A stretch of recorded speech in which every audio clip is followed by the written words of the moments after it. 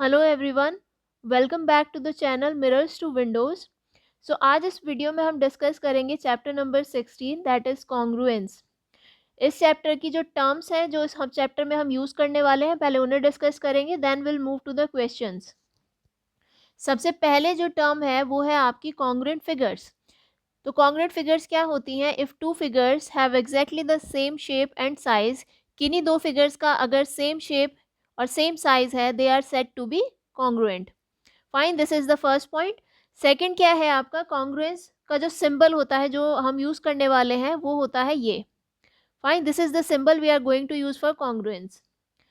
Third point है two plane figures are congruent if each one superposed on the other covers it exactly. कोई भी दो plane figures congruent कहलाएंगे कब? जब वो एक दूसरे को एग्जैक्टली कवर कर जाएं, और एग्जैक्टली कवर करने को ही हम सुपरपोजिशन या सुपरपोस्ट कहते हैं। जैसे कि आप इन दो कॉइन्स को देखिए, अगर इन कॉइन्स को हम ऊपर नीचे रखें तो ये एग्जैक्टली कवर करेंगे एक दूसरे को, तो यानी कि हम कह सकते हैं कि ये दोनों कॉइन्स आपस में कॉन्ग्रुएंट हैं। फाइन, अब हम डिस्कस करने वाले हैं some types of congruent figures. So by superposition we can easily verify the following results. तो सुपरपोजिशन की हेल्प से हम कुछ रिजल्ट्स को हैं जो एग्जैक्टली हम देख सकते हैं, जो है two line segments are congruent if they have the same length. यानी कि ये वाला जो लाइन सेगमेंट है ए बी प्लस आपका जो लाइन सेगमेंट है सी डी, ये कॉन्ग्रुएंट हो जाएंगे if they have the same length. यानी कि जब इनकी सेम लेंथ रहेगी और हम इन दोनों को एक दूसरे के ऊपर रख के देखेंगे, यानी कि सुपरपोजिशन वाली कंडीशन से देखेंगे, तो ये कॉन्ग्रुएंट हो जाएंगे। जैसे कि यहाँ पे मेंशन करा हुआ है, इसको शो करने का, इसको राइट करने का तरीका क्या होगा? सेगमेंट ए बी कॉन्ग्रुएंट हो जाएगा सेगमेंट सी डी के। कब होगा ये कॉन्ग्रुएंट? जब आपका ए बी लेंथ में इक्वल हो जाएगा सी डी के। फाइन, सेकंड केस है two angles are congruent if they have the same measure. कोई भी दो एंगल्स कॉन्ग्रुएंट कब कहलाएंगे? When they have the same measure. और इसको लिखेंगे कैसे? जैसे कि इस वाले केस में देखिए, angle A O B congruent हो जाएगा एंगल सी डी ई के। कब होगा? अगर आपका एंगल ए ओ बी की वैल्यू जो है वो आपकी सी डी ई दोनों एग्जैक्टली सेम है मेजर में, तब हम कह सकते हैं कि ये दोनों एंगल्स आपस में कॉन्ग्रुएंट हैं। फाइन, सेम इसी तरीके से एक थर्ड केस है। अगर आपको दो स्क्वायर्स दे रखे हैं और वो पूछ रहा है कि दो स्क्वायर्स कॉन्ग्रुएंट कब होंगे, तो हम कह सकते हैं आपके two squares are congruent if they have the same side length. यानी कि इनकी साइड लेंथ अगर सेम हो जाए तो हम कह सकते हैं कि square A B C D आपका कॉन्ग्रुएंट हो जाएगा square E F G H के।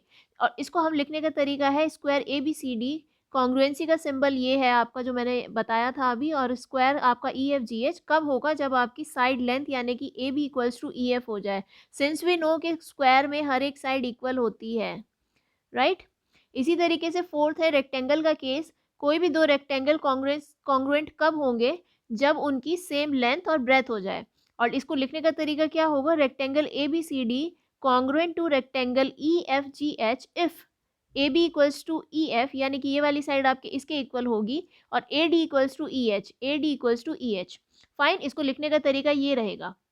ठीक है, इसी तरीके से अगर दो सर्कल्स दिए हैं तो दो सर्कल्स को कॉन्ग्रुएंट कहने के लिए क्या कंडीशन होगी? They have same radius. दो सर्कल्स यानी कि सर्कल सी वन कॉन्ग्रुएंट हो जाएगा सर्कल सी टू के if radius of C one circle is equal to radius of C two circle. Fine, these are some congruent cases, congruent figures. So next जो हम discuss करने वाले हैं वो करने वाले हैं कॉन्ग्रुएंस ऑफ ट्राइंगल्स। देखिए, two triangles are congruent if pairs of corresponding sides and corresponding angles are equal. यानी कि ट्रू ट्राइंगल्स कॉन्ग्रुएंट कब कहलाएंगे? जब उनकी pair of corresponding sides and corresponding angles equal हो जाएंगे। कॉरेस्पॉन्डिंग साइड्स और एंगल से क्या मतलब है? सपोज ये वाले दो एक ट्राइंगल्स हैं ए बी सी और डी ई एफ, तो यानी कि एंगल ए का कॉरेस्पॉन्डिंग एंगल हो जाएगा एंगल डी, एंगल बी का कॉरेस्पॉन्डिंग एंगल हो जाएगा angle E, and angle C का कॉरेस्पॉन्डिंग एंगल हो जाएगा एंगल एफ। उसी तरीके से जो कॉरेस्पॉन्डिंग साइड्स की बात करी गई है, ए बी की कॉरेस्पॉन्डिंग साइड हो जाएगी डी ई, बी सी की कॉरेस्पॉन्डिंग साइड हो जाएगी ई एफ, एंड ए सी की कॉरेस्पॉन्डिंग साइड हो जाएगी डी ई। यानी कि इन दो ट्राइंगल्स में अगर इनके कॉरेस्पॉन्डिंग एंगल्स और कॉरेस्पॉन्डिंग साइड्स इक्वल हो जाती हैं तो हम कह सकते हैं कि triangle A B C is corresponding to triangle D E F. Fine, यही यहाँ पर मेंशन किया हुआ है, triangle A B C is congruent to triangle D E F if A B equals to D E, B C equals to E F, and C A equals to F D. These are the corresponding sides. And angle A equals to angle D, angle B equals to angle E, and angle C equals to angle F. These are the corresponding angles of these two triangles. It may be kept in mind that while superposing one triangle on another triangle which is congruent to it, we match the following vertices. तो हमें vertices का match कराना ज़रूरी है. अगर हम कह रहे हैं सुपर इम्पोज करने के बाद दो ट्राइंगल्स कॉन्ग्रुएंट हैं, तो हमें ये भी मेंशन करना होगा कि वो उनकी साइड्स कौन सी साइड के मैचिंग है.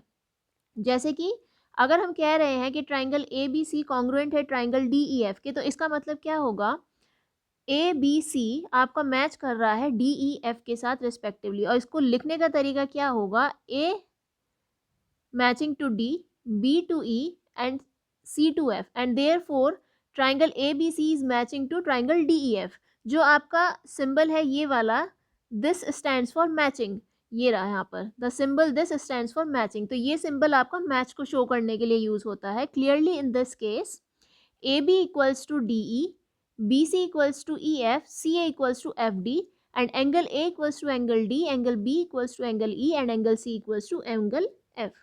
Fine.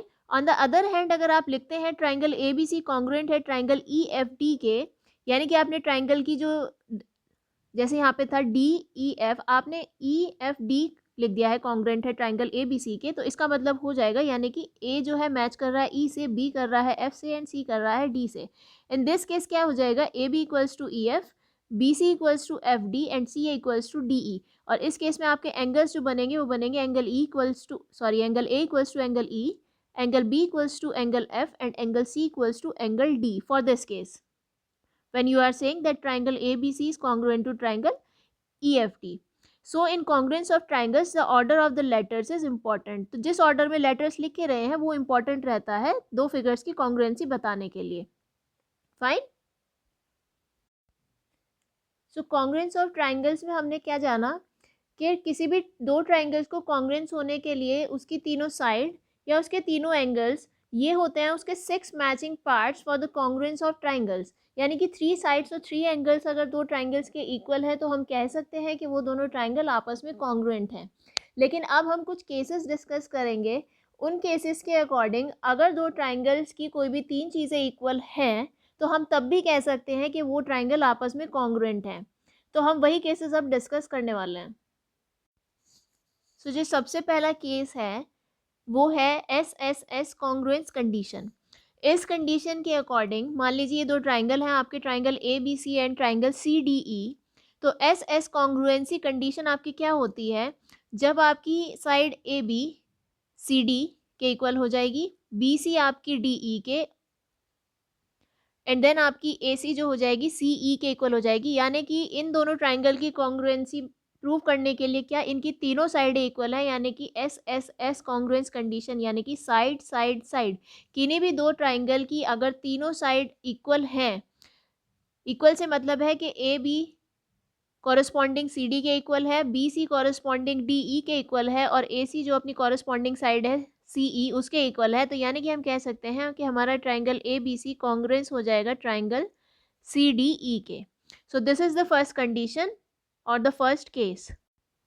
जो आपकी सेकंड कॉन्ग्रुएंस कंडीशन है वो है SAS, यानी कि साइड एंगल साइड. देखिए ये दो ट्राइंगल हैं ABC and triangle DEF.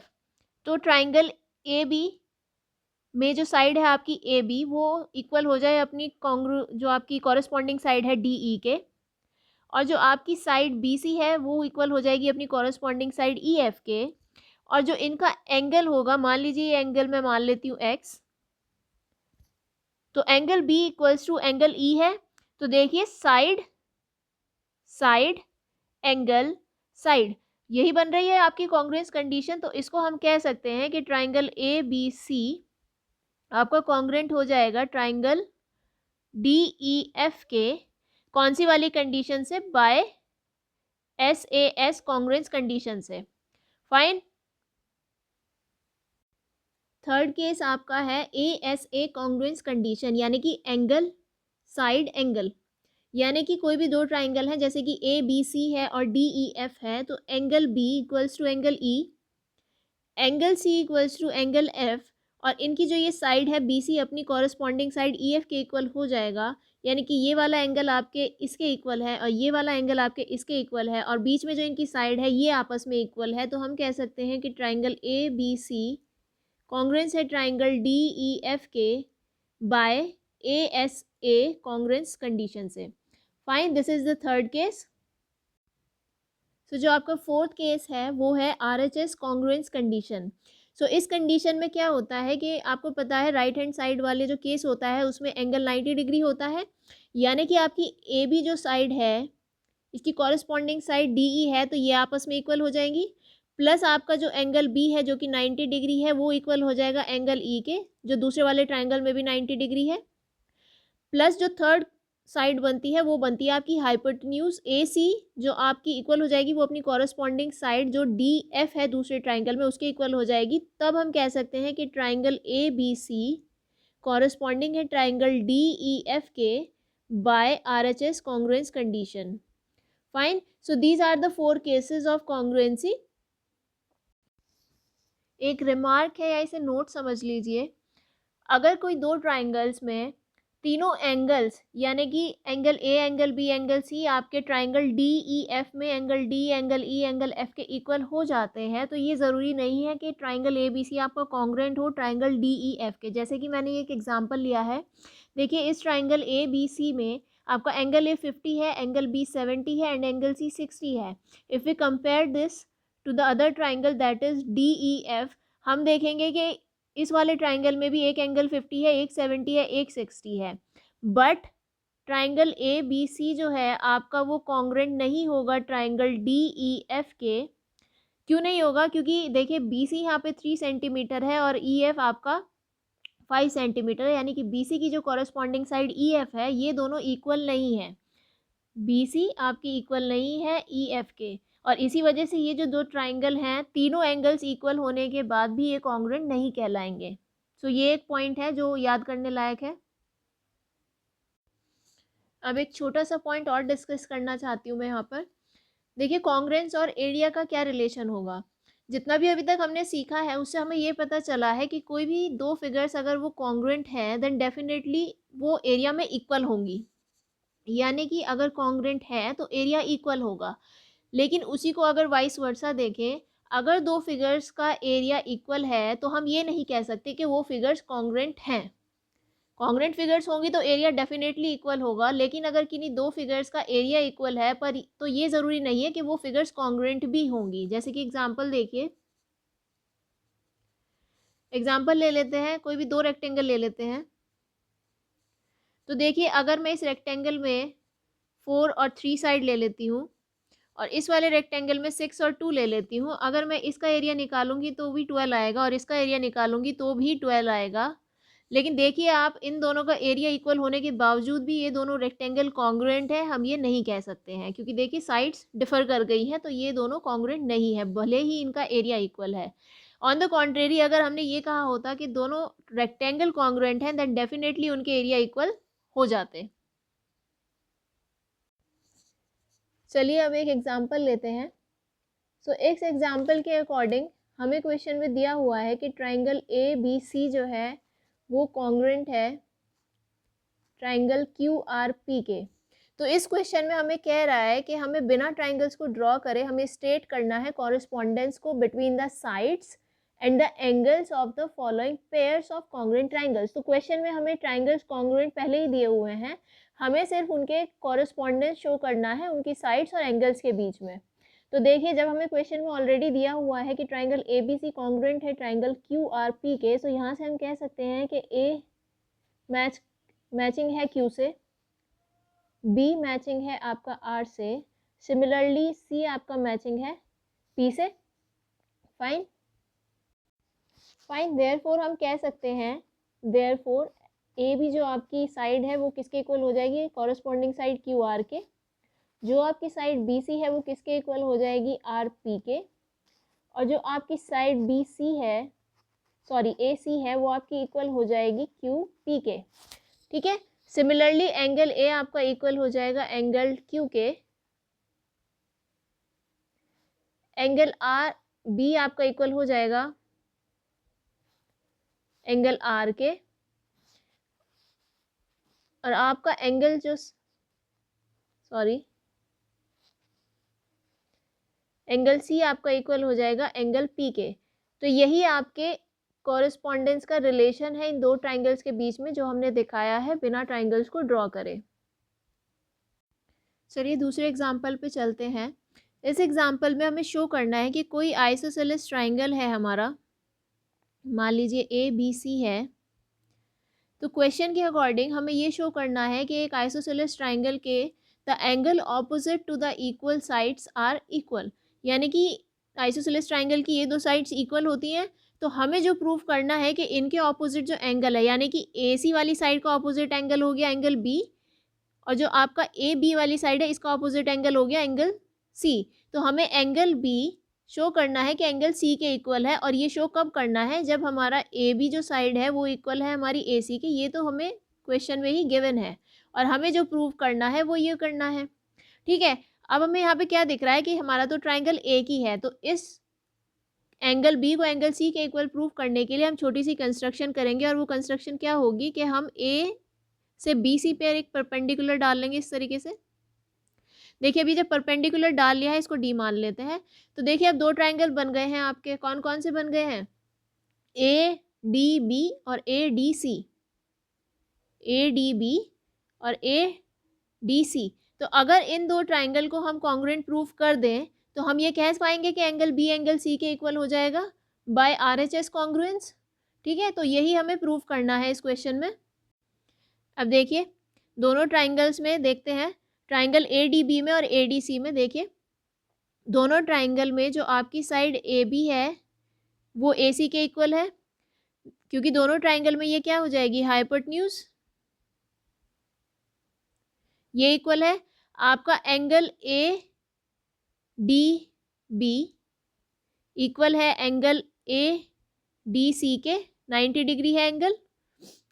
Fine, इसी तरीके से आपकी थर्ड साइड क्या है, AD इक्वल्स टू AD है, दोनों ट्राइंगल में ये कॉमन है। फाइन, देयरफॉर हम कह सकते हैं कि आपका ट्राइंगल ADB कॉन्ग्रुएंस है ट्राइंगल ADC के, और ये कॉन्ग्रुएंस किससे है, RHS कॉन्ग्रुएंस कंडीशन से। फाइन, जब हमने दोनों ट्राइंगल्स को कॉन्ग्रुएंट प्रूव कर दिया है तो हम कह सकते हैं कि एंगल B एंगल C के इक्वल है, और यही हमें प्रूव करना था। फाइन, तो आज इस वीडियो में हमने कॉन्ग्रुएंस के कॉन्सेप्ट को डिस्कस करा है, प्लस आपके कुछ एग्जांपल्स लिए हैं कि उन कॉन्सेप्ट्स को कैसे अप्लाई करना है। नेक्स्ट वीडियो में हम लोग जो डिस्कस करेंगे वो एक्सरसाइज के क्वेश्चंस करेंगे, ताकि आपको इन कॉन्सेप्ट्स को, इन क्वेश्चंस को सॉल्व करने में कैसे अप्लाई करना है उस चीज़ का आपको एक बेटर आइडिया हो पाए। अगर आपको मेरे पढ़ाने का तरीका पसंद आया हो तो प्लीज़ वीडियो को लाइक और चैनल को सब्सक्राइब करना ना भूलें। Thank you.